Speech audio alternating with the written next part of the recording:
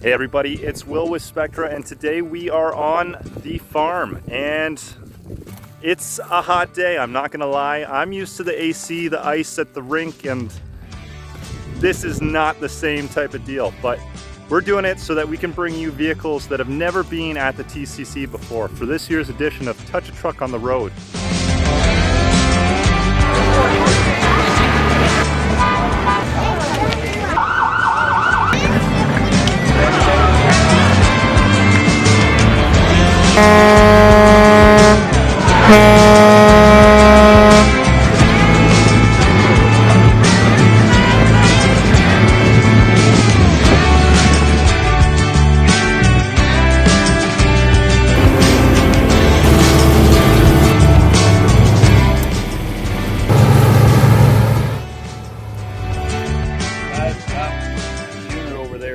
Combine will harvest everything as far as grain or corn or beans. Just depends on which head, the front end, you put on the front of it. Gotcha, so it's got a different attachment for the front. The corn or the grain and the beans use the same head, which is basically what's on there now. And then the corn is what they call a row crop head. It picks the corn cobs off the stalk, slips the stalk down through and chews it up a bit and leaves the stalk on the ground. So it kind of is like fertilizer, kind of? Yeah, we call it trash. And yeah, we'll work that into the soil, and it gives some organic matter back to the soil and such. There's a barley head there.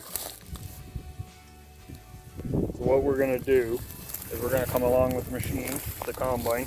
We're going to cut it off, and that machine will sort. It'll break the seeds off just like that, and clean all the debris out. And the seeds will go in the top of the combine, and the straw goes out in the windrow like that. Okay. So the straw is for the bedding, as he said, and the grain is for the feed. So the grain standing gets cut off by those knives in there. And then this reel just kind of flips it back on the table, and this auger is spinning all the time, and it gathers it to the center, and those fingers will flip it back into that, what they call the feeder house, and it rides a chain up through the feeder house.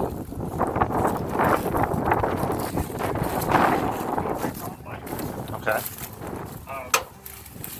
The other style is a conventional combine. So this is a big, just picture a big corkscrew. Okay, this in here is turning all the time, about I think I got it set about 850 revolutions per minute, and it'll shatter the grain against what they call these concaves. That's what they call these brackets here, bars here, and the grain will drop out, and you can see it on the tray in here, and the straw will continue out and blow out the back. So after the grain falls off that tray in the back, then it goes across a couple of what they call sieves that separate the grain. And you know, if there's having to be some trash or straw and stuff that got in it, then it would pass that across another sieve down below this one and back into the rotor to go through the process again. So the idea is the grain will fall down into the elevators and then head to the bin. Grain filters down through the sieves inside there, and then comes out between a couple of cross augers, and the elevator that goes straight up there is what they call the clean grain elevator. It'll take the grain to the tank, and the other one will take it back to the rotor if it needs to be rethreshed or whatever the problem is with it. As long as you have it set right, it's supposed to work by itself. And then what comes out of the chute back here? This here is how you unload. So when we get a bin load, that'll fold out and we'll dump into the grain buggy over on the... So does that drive alongside with this at points, or do you just kind of stop it and... It can. Okay. Yeah, depends on if we got enough help to do it. Tractor to be able to do it. Typically in barley, it's not that big of a... It takes longer to get a bin load, so we typically leave the buggy sitting on the end of the field.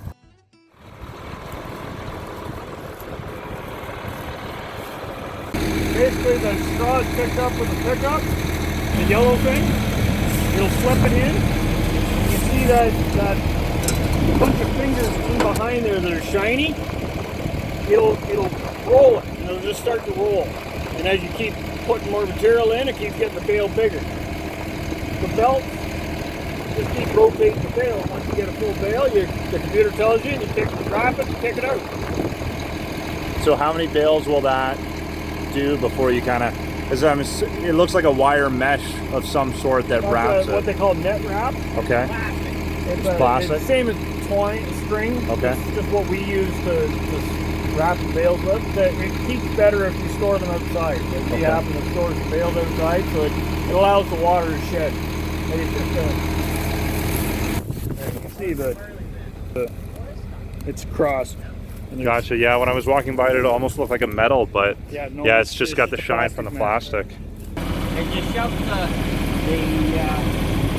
net into the slot in there, where the bale, when it's turning, picks up the net and then feeds it around the bale.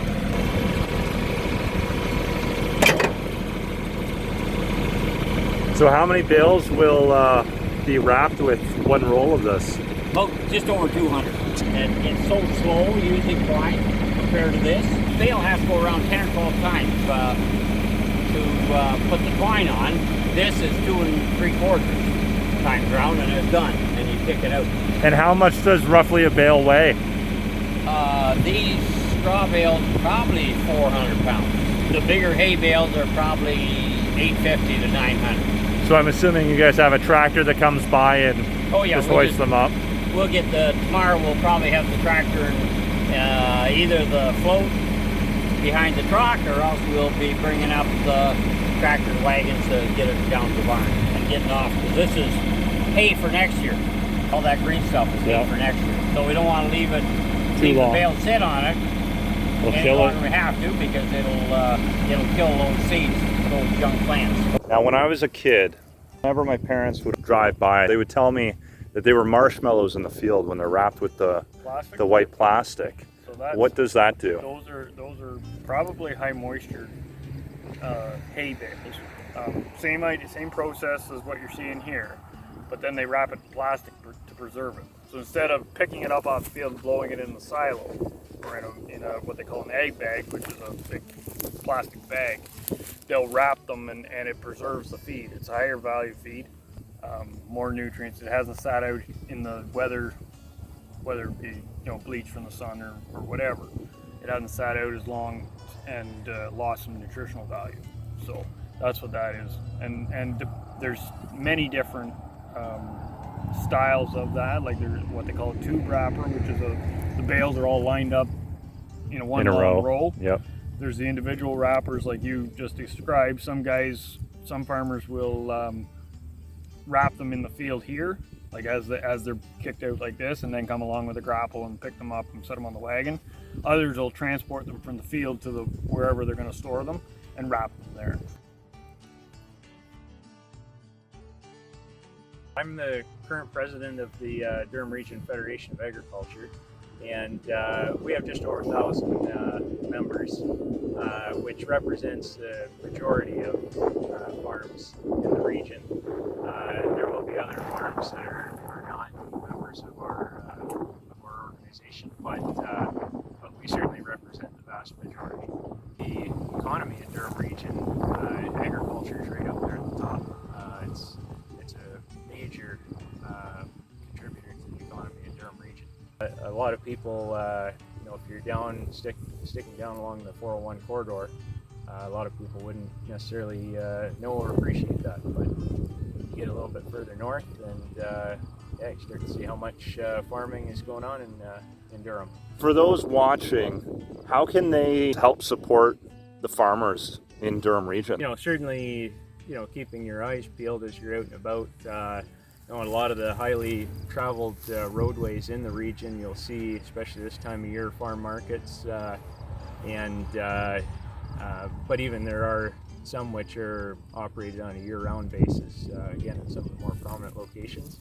But if you take a look, there's a website, an organization called Durham Farm Fresh. and it's a network of farm businesses in the region that deal primarily with, or at least a significant part of their business, selling directly to the public. And so you can look them up. They have a wonderful online presence and a map that shows where all of the farms that are members of that organization are within the region. And I'm going to say you can find anything you're looking for, somebody will have it. Well, that's a wrap for this edition of Touch a Truck on the Road. I hope you guys had fun. I know I personally learned a lot. I want to thank Mitch, Brad, and Stan for showing me the ropes, and most importantly, thanks for the corn, guys. But I hope you guys enjoyed it. Let us know in the comments what other vehicles you want to see us explore for the next edition of Touch a Truck on the Road.